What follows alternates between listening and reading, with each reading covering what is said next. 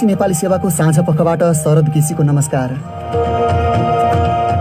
आज कार्यक्रममा कोरोना भाइरसबाट मृत्यु हुनेको संख्या करिब 20 दिनपछि 100 भन्दा कम, संक्रमित हुने भन्दा झन्डै 3000 जना धेरै संक्रमण मुक्त, तर ग्रामीण भेगको अवस्था भिन्न।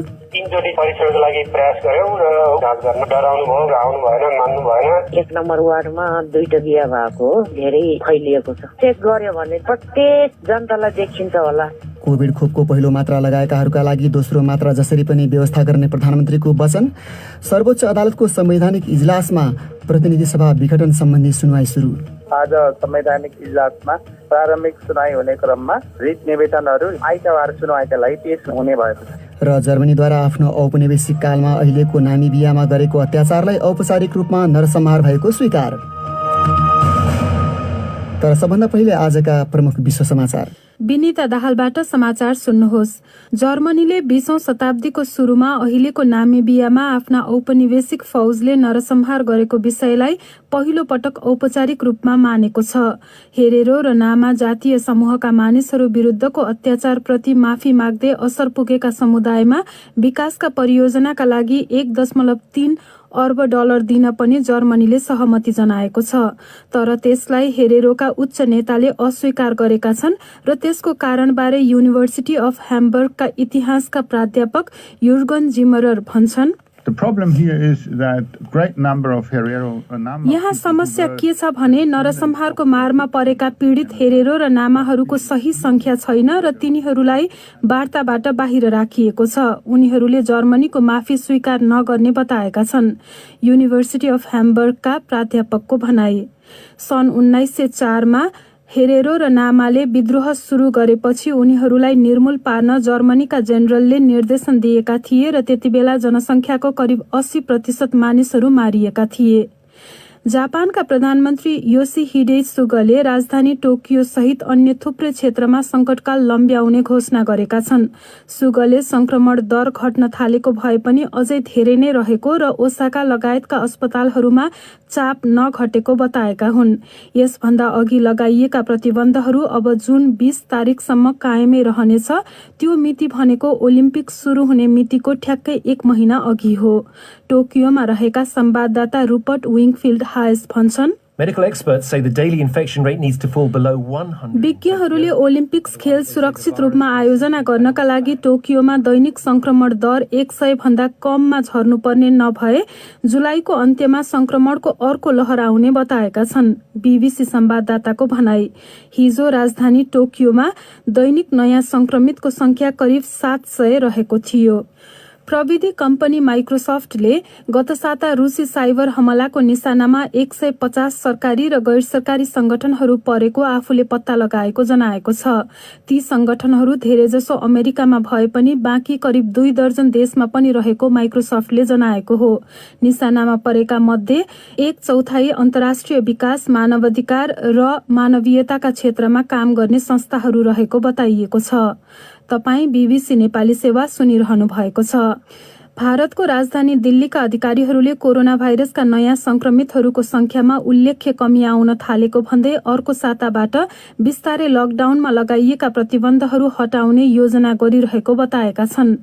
मुख्यमन्त्री अरविन्द केजरीवालले कारखानाको काम र निर्माणका गतिविधिलाई सोमबारबाट पुनः खोल्न दिइने बताएका हुन्।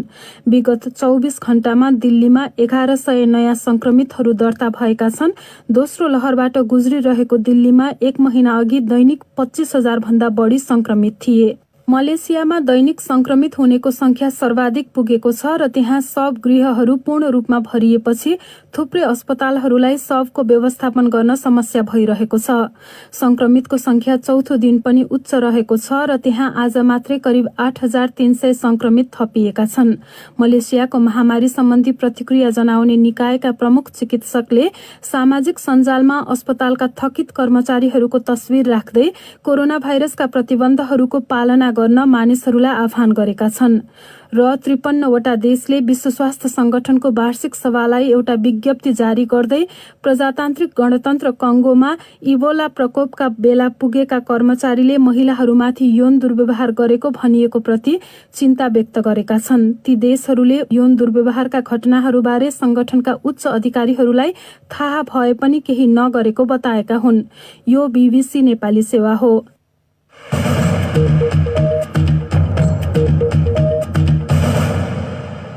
साझा पोखमा तपाईलाई स्वागत छ। कोरोना भाइरसबाट ज्यान गुमाउनेको संख्या कैयौं दिनपछि आज 100 भन्दा कममा झरेको छ। महामारीको दोस्रो लहरका क्रममा अहिलेसम्मकै धेरै 246 जनासम्मको मृत्यु भएको विवरण सार्वजनिक गरिएको थियो।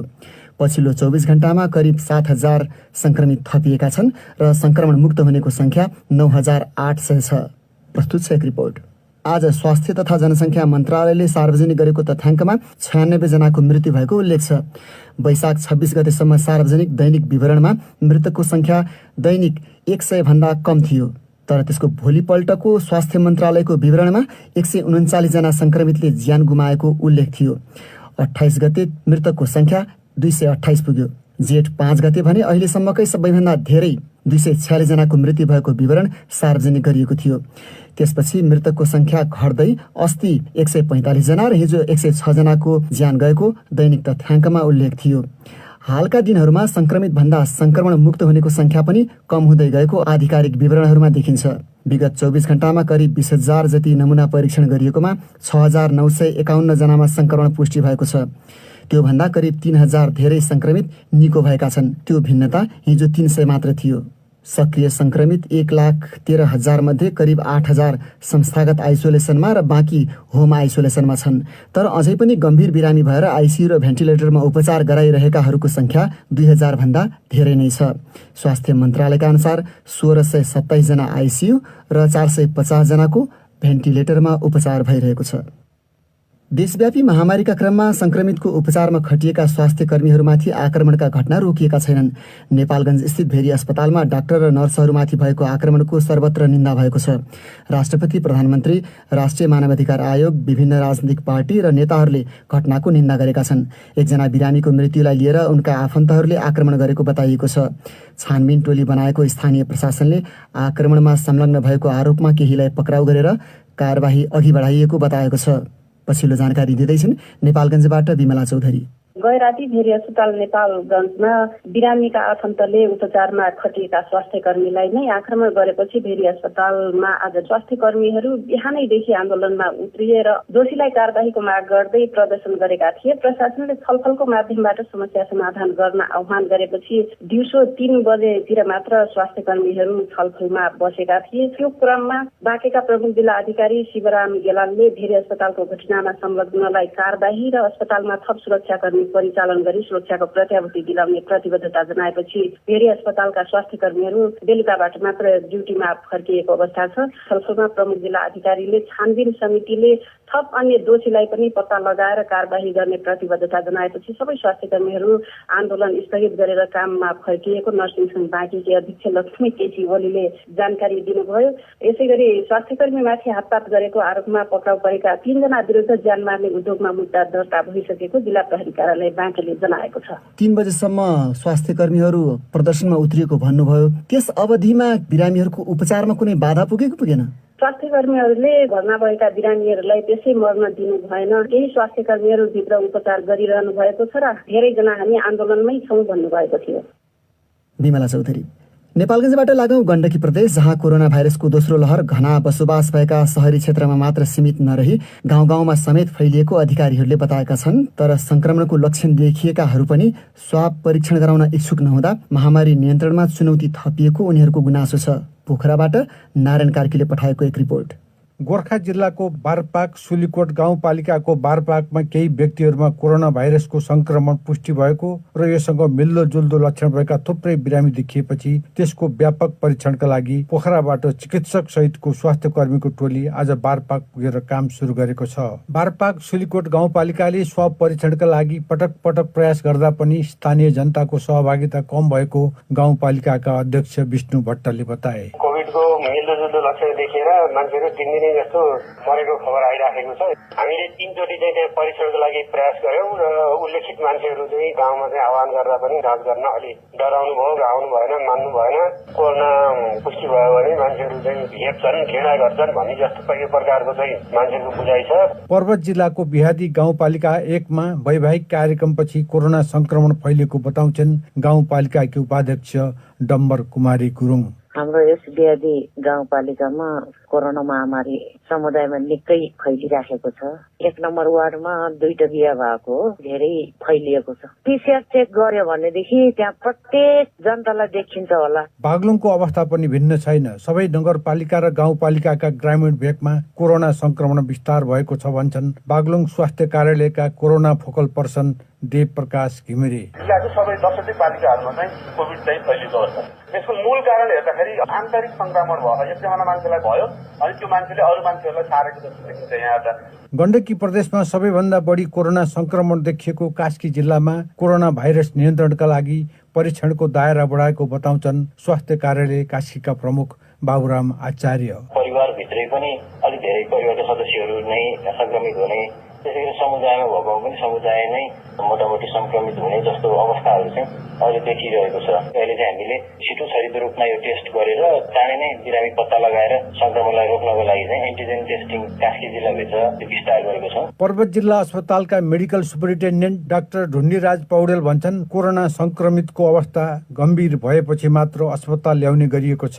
अहिलेको मेन समस्या नै गाउँको बिरामीहरू चिकित्सा हुने, होम आइसोलेसन बस्ने भनेर धेरै बिरामीहरू अस्पताल आउन नमान्ने, कोरोनाको संक्रमित अलिक सिरियस भएपछि मात्रै अस्पताल ल्याउने क्रम बढ्दो र त्यही हिसाबले चाहिँ अस्पताल आउँदा ल्याउँदै बाटोमा नै मृत्यु भएका उदाहरणहरू पर्वत जिल्लाभरि नै दिनमा एउटा घटना घटिरहेको छ। सहर बजारदेखि ग्रामीण भेगसम्म फैलिएको कोरोना भाइरसको जालो तोड्नु अहिलेको मुख्य चुनौती भएको स्वास्थ्य क्षेत्रका जानकारहरूको मत छ। नारायण कार्की, बीबीसी, पोखरा। महामारी नियन्त्रणका निम्ति घोषणा गरिएको निषेधाज्ञाका कारण हरेक दिन कमाएर बिहान बेलुकाको छाक टार्नेहरूको जनजीवन निकै कष्टकर बनेको पाइएको छ। तर यस्तो बेला उनीहरूका निम्ति स्थानीय सरकार पनि सहारा बन्न सकेको छैन भन्छन् विराटनगरबाट विक्रम निरौला। निषेधाज्ञाका कारण काम नपाएर आम्दानी नहुँदा परिवार पाल्न गाह्रो भएको बताउँछन् विराटनगरमा ठेला चलाउँदै आएका सुन्दरलाल राय। छैन काम भएको, खाना पनि पाएको छैन। मेरो घर 4 दिनदेखि म बनी पनि भएको छैन। चामल के पनि छैन। धेरै गाह्रो छ। यहाँले कमाउने मान्छे यहाँ 10-12 जना छु घर। उनको जस्तै गुनासो छ विराटनगरमा केरा बेचेर जीविकोपार्जन गर्दै आएकी मोरङ मोतीपुरकी गुरुनी देवी चौधरीको पनि छैन। अझै केरा बिग्दैन त अप्ठ्यारै छ के, घरको समस्या पनि के गर्न कामै छैन। गत वर्ष कोभिड संक्रमणका बेला प्रदेश 1 का अधिकांश स्थानीय तहले बेरोजगार तथा विपन्न परिवारलाई खाद्यान्न तथा अन्य राहत वितरणका कार्यक्रम प्राथमिकतामा राखेका थिए। तर यसपटक बजेट अभावमा राहत वितरण नगरिएको अधिकांश स्थानीय तहका पदाधिकारीहरूले बताएका छन्। विराटनगर महानगरपालिकाकी उपमेयर इन्दिरा कार्की भन्छन्, पहिला हामीले स्वास्थ्य जोगाउन हो, कोरोनाको नियन्त्रण गर्नको लागि हामीले बजेट पनि त्यसरी नै छुट्याएको छ। अहिलेको अवस्थामा सङ्घको प्रदेशको भूमिकाहरू अत्यन्त न्यून देखिएको छ। सुनसरीको दुवबी नगरपालिकाकी उपप्रमुख सुनिता दाहाल शाहले पनि यसपटक राहत वितरणका लागि बजेट नभएको बताइन्। बजेटको मागले गर्दा पनि राहत पनि छैन। कोभिडमा संक्रमितहरूलाई चाहिँ आइसोलेसनको व्यवस्था गर्दैछौँ। निषेधाज्ञाका कारण यातायात, निर्माण, औद्योगिक तथा बजार क्षेत्रमा काम गर्ने मजदुर बढी प्रभावित भएको बताइएको छ। झापाका प्रमुख जिल्ला अधिकारी श्रवण कुमार तिमिल सिन्हाले निर्माण तथा औद्योगिक प्रतिष्ठानहरूमै कामदार मजदुर राखेर उद्योग सञ्चालन गर्न दिएको बताए। तर नेपाल उद्योग वाणिज्य महासंघ 1 नम्बर प्रदेश समितिका उपाध्यक्ष राजेन्द्र राउत प्रशासनले जारी गरेका कतिपय मापदण्ड सबै ठाउँमा व्यावहारिक नभएको बताउँछन्। राखेर सञ्चालन गर्नु भनेको यो सम्भव कुरा होइन। निवास क्वार्टर बनाएर राख्ने भन्ने प्रावधान छैन पहिलेदेखि नै। प्रदेश 1 का 14 जिल्ला मध्ये खोटाङ बाहेक 13 जिल्लामा वैशाख 2 सातादेखि स्थानीय प्रशासनले लगाएको निषेधाज्ञा अझै पनि जारी छ। कोभिड-19 को संक्रमण र मृत्युदर नघटेका कारण त्यसको नियन्त्रणका लागि लगाइएका प्रतिबन्धात्मक व्यवस्था अझै केही समय लम्बिन सक्ने अधिकारीहरू बताउँछन्। विक्रम निरौला, बीबीसी, विराटनगर। अब भने तपाईकै प्रतिक्रिया र टिप्पणी साथीहरू रमा पराजुली र विनिता दाहालबाट। सामाजिक सञ्जाल फेसबुक र ट्विटरमा आज हामीले सोधेको प्रश्न थियो, कोरोना भाइरस नियन्त्रण गर्ने उद्देश्यले अहिले विभिन्न जिल्लामा निषेधाज्ञा जारी गरिएको छ। तर यही बेला दैनिक उपभोग्य वस्तुको मूल्य बढाइएको र सर्वसाधारण उपभोक्ता मारमा परेको भन्दै समाचार आएका छन्। यसबारे तपाईँको अनुभव र धारणा के छ? भरत भूषाल लेख्छन्, बाढी, भूकम्प, कोरोना भाइरस जे आइपरे पनि मर्का पर्ने सर्वसाधारण र किसानलाई नै हो। अनुगमन गर्ने निकाय बर्खायामको बाढी झैं हो। दशैं तिहारका बेला यसो देखिन्छ। पुष्पा शर्मा लेख्छन्, व्यापारी मूल्य बढाउने, सरकार भित्र र बाहिर हुने राजनैतिक दलहरू कुर्सीको लागि लड्ने। बिचरा हामी जनतालाई रोग भोग अनि शोक कहिलेसम्म यस्तै हुने होला? डी जङ महतारा लेख्छन्, माथिको स्पष्ट निर्देशन छ, सबै जिल्लामा खाद्यान्न सहज हुनुपर्छ र साबिककै मूल्यमा हुनुपर्छ। तर 1-2 दिनकै अन्तरमा अभाव देखाउँदै 50% सम्म मूल्य वृद्धि भएको पाइएको छ।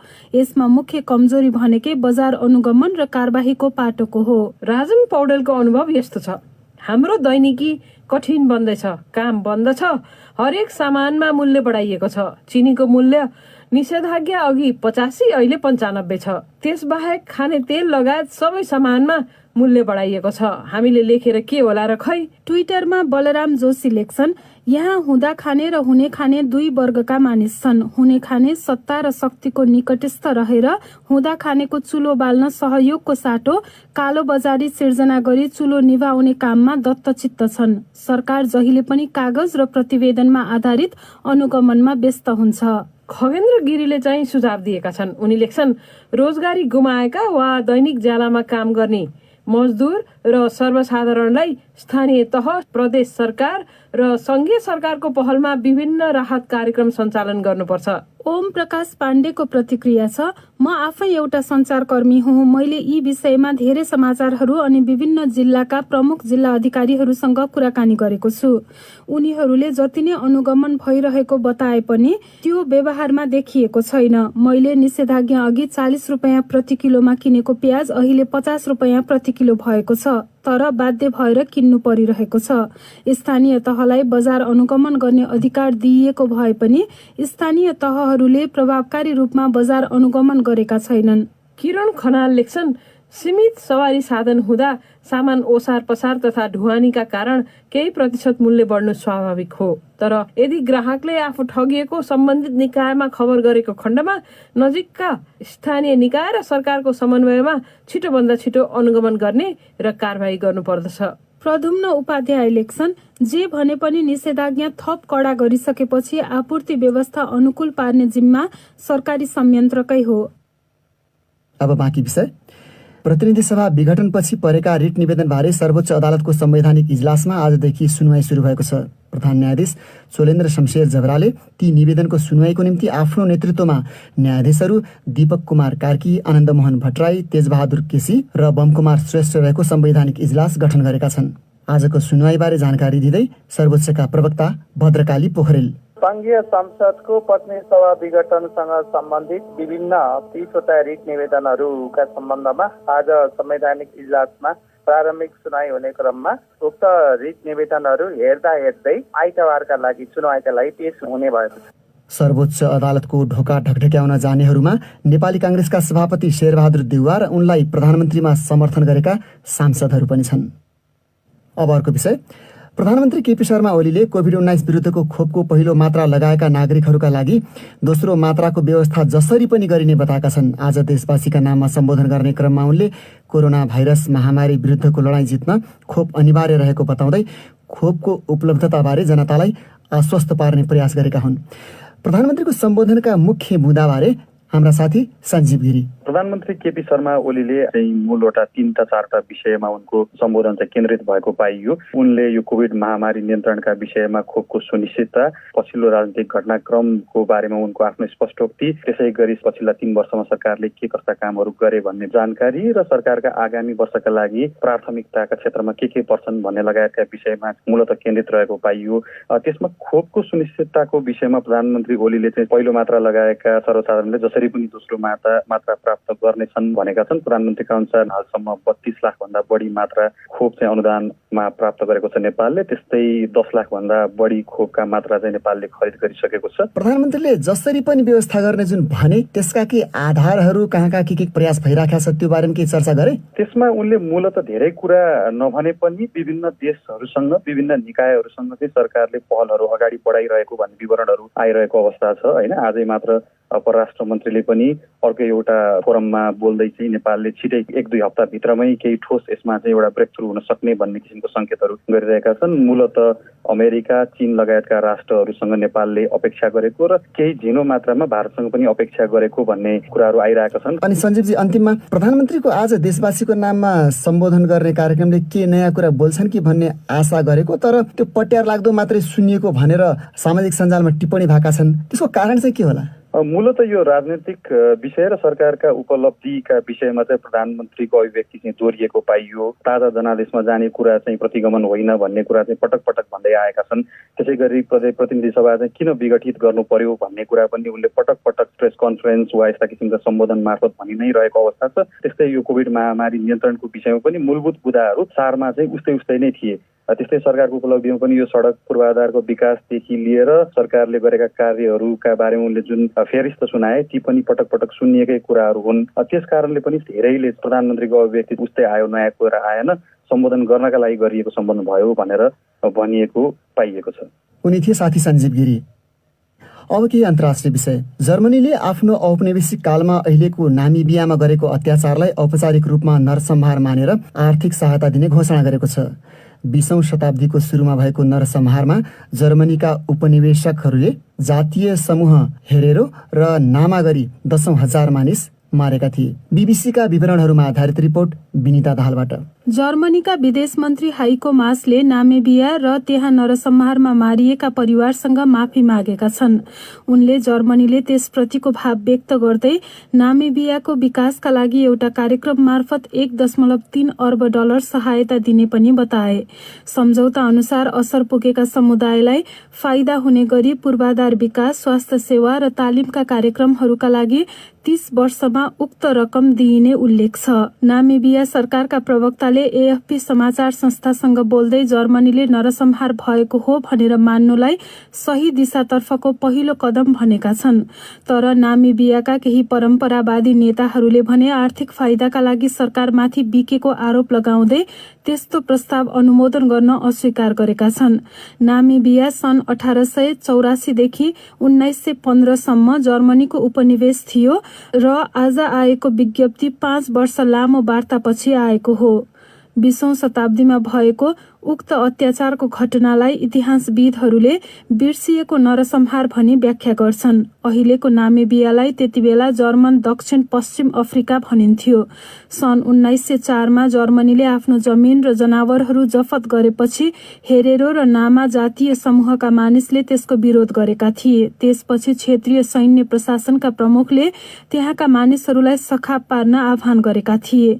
त्यतिबेला बाँच्न सफल हेरेरो र नामाका मानिसहरूलाई दबावपूर्वक मरुभूमिमा पठाइएको थियो र साँगुरा शिविरहरूमा राखेर श्रम शोषण गरिएको थियो। जर्मनीले यसअघि आफूले अत्याचार गरेको स्वीकार गरे पनि क्षतिपूर्ति दिन भने अस्वीकार गरेको थियो। अब अर्को विषय। रुसका अधिकारीहरूले जनावरहरूलाई कोरोना भाइरस विरुद्धको खोप दिन थालिएको जनाएका छन्। गत मार्च महिनामा रुसले कोरोना भाइरस विरुद्ध जनावरलाई दिइने विश्वको पहिलो खोप दर्ता गरेको घोषणा गरेको थियो। विश्वभरि कुकुर, बिरालो, चिम्पान्जी र मिङ्क आदि विभिन्न प्रजातिका जनावरमा कोरोना भाइरस संक्रमणको पुष्टि भएको छ। बीबीसीका विवरणहरूमा आधारित रिपोर्ट रमा पराजुलीबाट। देशका विभिन्न भेगमा भेटरिनरी क्लिनिकहरूमा खोप दिन सुरु गरिएको पशु स्वास्थ्य सेवाको निगरानी गर्ने निकाय रोसेल खोजनाजोरले स्थानीय सञ्चार माध्यमलाई बताएको छ। उक्त निकायका अनुसार कार्निभ्याक खोपप्रति EU, अर्जेन्टिना, दक्षिण कोरिया र जापानले पनि चासो देखाएका छन्। रोसेल खोजनाजोर प्रमुख सल्लाहकार जुलिया मेलोनाका अनुसार क्लिनिकहरूले उक्त खोपको माग बढेको बताएका छन्। IRA समाचार संस्थाले उनलाई उद्धृत गर्दै खास गरी घरपालुवा जनावर पाल्ने, त्यस्ता जनावरको प्रजनन गराउने र विशेष गरी यात्रा गरिरहने वा आफ्नो जनावरलाई घुमाउन लैजाने मानिसहरूले खोपको खोजी गरेका छन्। अमेरिकाको भेटरिनरी औषधि उत्पादक कम्पनी जोइटिसले पनि अर्को खोप विकास गरिरहेको छ। मिङ्क भनिने एक किसिमको अर्ध जलचर जीवमा कोभिड-19 गम्भीर रूपमा देखा परेको छ। उक्त जीव भुवाका लागि पाल्ने गरिन्छ। डेनमार्कमा उक्त जनावरमा महामारी नै फैलिएको थियो र त्यहाँ उक्त जनावर पाल्ने कम्पनीहरू सन् 2022 सम्मका लागि बन्द गरिएका छन्। उक्त जनावरले रूप फेरिएको कोरोना भाइरस मानिसमा फर्काएको पनि केही घटनाहरू पाइएका छन्। अब अन्तिम विषय नेपालकै कोरोना भाइरसको महामारी बीच भक्तपुर जिल्लामा स्वास्थ्य सेवा विस्तारका कार्य भइरहेको छ। आफ्नै लगानीमा PCR परीक्षण गर्ने ल्याब, कोभिड अस्पताल, बिरामी ओसार पसारका लागि निशुल्क एम्बुलेन्स सेवा, चिकित्सकीय परामर्श, अक्सिजन प्लान्टको स्थापना लगायत अल्पकालीन र दीर्घकालीन स्वास्थ्य सुविधाहरूको व्यवस्थापन तथा विस्तारमा जोड दिइरहेको त्यहाँका नगरपालिकाहरूले बताएका छन्। ती कामहरू कतै नगरपालिकाको आफ्नै लगानीमा त कतै जनसहभागितामा भइरहेको छ भन्छन् मतिना त्वाना बासु। भक्तपुरका 4वटै नगरपालिकाहरू त्यहाँको बासिन्दाको स्वास्थ्य सुविधा र जीवन रक्षाको लागि तत्पर देखिएका छन्। आफ्नै अस्पताल नभएकाहरू अस्पताल बनाउँदैछन् भने भएकाले पनि सेवा सुविधा विस्तार गरिरहेका छन्।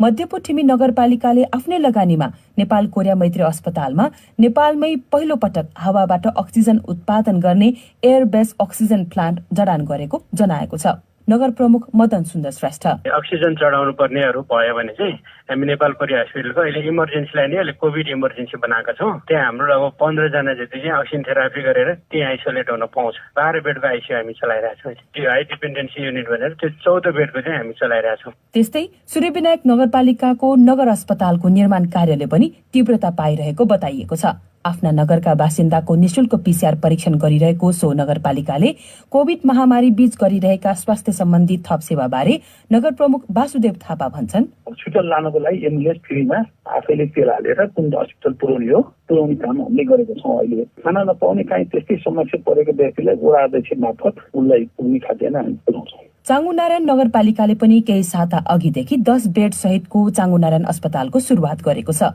सो नगरपालिकाले पनि सुविधा सम्पन्न आइसोलेसन सेन्टर समेत सञ्चालन गरिरहेको नगर प्रमुख सोम मिश्र बताउँछन्। 50 शैय्याको आइसोलेसन केन्द्र हाम्रो चलिरहेको छ नेपाली इन्जिनियरिङ कलेज दुवाकोटमा। त्यसलाई 100 शैय्यासम्म बनाउन सकिने हामीसँग मौजूदा सामानहरू डोजहरू सबै तयारी छ। बेलुका 6 बजेदेखि 7 बजेसम्म हामी सबै संक्रमितहरूलाई जुम लिङ्क पठाइदिन्छौँ। इच्छुकहरू त्यो लिङ्कमा आउनुहुन्छ र एकजना डाक्टर चाहिँ हामी प्रोभाइड गर्छौँ हरेक दिन। एक त कुरा गर्न पाइने, दोस्रो डाक्टरसँग आफ्नो समस्या राख्न पाइने, तेस्रो आफू जस्तै अरू संक्रमितहरूको समस्याहरू अनुभवहरू पनि सुन्न पाइने। भक्तपुर नगरपालिकाले पनि ब्रह्मानी स्थित आफ्नै भवनमा 25 शैय्याको एसडियू र 50 शैय्याको आइसोलेसन सहित खोप अस्पताल कोभिड युनिट सञ्चालन गरेको छ। 76 करोड रुपैयाँको लगानीमा निर्माण भइरहेको सो अस्पतालमा अक्सिजन प्लान्ट, भेन्टिलेटर, आइसियू लगायतका स्वास्थ्य उपकरण खरिदका लागि प्रदेश तथा संघीय सरकारले सहयोगको संकेत नदेखाएपछि जनस्तरबाटै आर्थिक तथा भौतिक सहयोगको लागि आह्वान गरिएको नगरपालिकाले जनाएको छ। हप्ता दिनमै 1.5 करोड भन्दा बढी रकम संकलन हुनुले नगरपालिकाको कामलाई स्थानीय बासिन्दाले उच्च मूल्याङ्कन गरेको नगर प्रमुख सुनिल प्रजापति बताउँछन्। मान्छे मरिसकेपछि हामीले यो अक्सिजन प्लान्ट राखेर के अर्थ भयो, भेन्टिलेटरको कुरा गरेर के अर्थ भयो, बरु अब जनताको बीचमा जाउँ भनेर हामीले यहाँका सहकारी संस्थाहरूसँग, व्यवसायी साथीहरूसँग र जनसमुदायमा हामीले आह्वान गर्यौं र त्यसको आधारमा अहिले एकदम उल्लेख्य सहयोग प्राप्त भइरहेको छ। भक्तपुरका कतिपय बासिन्दाले नगरपालिकाहरूको काम ढिलै भए पनि राम्रो सुरुवात भएको बताएका छन्। कोभिड महामारीपछि पनि ती कामले निरन्तरता पाइरहे गुणस्तरीय स्वास्थ्य सेवाको लागि भनी काठमाडौँका अस्पतालहरूमा जान पर्ने वा जाँदै गर्दा लामो दूरी र ट्राफिकको कारण बीचैमा ज्यान गुमाउनु पर्ने अवस्थाबाट मुक्ति मिल्ने उनीहरूको विश्वास छ। मतिना त्वाना बासु, BBC भक्तपुर। अब अन्त्यमा प्रमुख विश्व समाचार संक्षेपमा।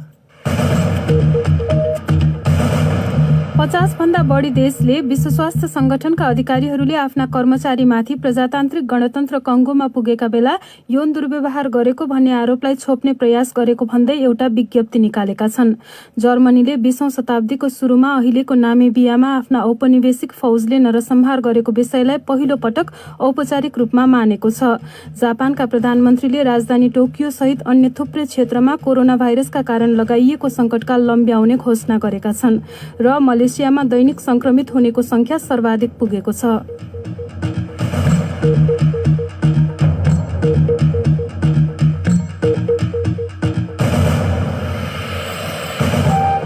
यसका साथै BBC नेपाली सेवाको साँझपख यहीँ सकिन्छ। अब हामी सोमबार बिहान 7:15 बजे मात्र आउनेछौँ।